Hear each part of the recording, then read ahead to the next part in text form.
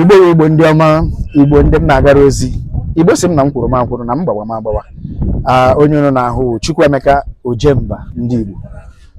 Onye mụ na ya nụwo ezigbote nwanne m nwoke Azụka Ụka onye Igbanke. Igbanke nọ na Ohionwo local government area nke dị na Edo State. Taa anyị abịago ka anyị mee identify, ka anyị nwee ike mee ka ndị Igbanke niile wee mara na Igbo niile wụ ofu, maka na ahịa ahụ a na-azụ taa wee eke zụrụ na ya Igbanke. Echi Orie ga-azụkwa na Igbanke. Nwanne echi Afọ ga-azụkwa na Igbanke. Na Nkwọ ọ ga-azụkwa na Igbanke.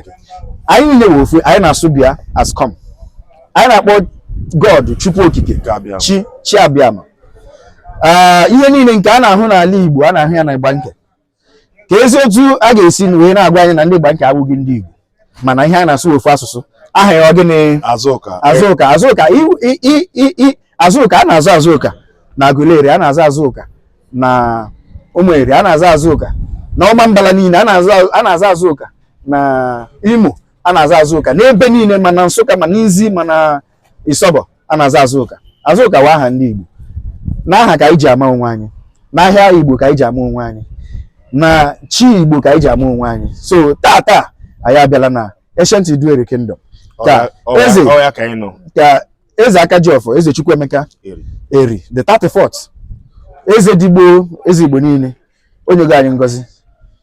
And very soon more members, more ndị Igbanke ga-esoro nyere na the cabinet members. Nwanne m nwe ihe nwere ike ikwu, biko kwuo. Ndị Igbanke ekele m ọnụ.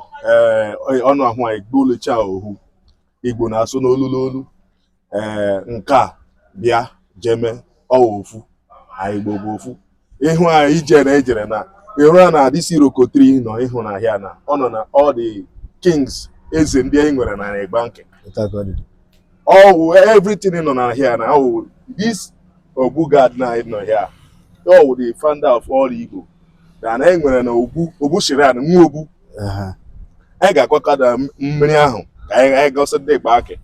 Gwa ndị Igbanke ka mmiri nwa gị kwụrị ihe lecha ile ebe dodo na Igbanke ohu ka ewu na ohu ka ewu. Igbo bụ ofu. Thank you. Igbo ohu, Igbo otu, Igbo ofu, Igbo nna ihe niile awa asụsụ Igbo. Igbo niile bịakọta mma n'udo. Ise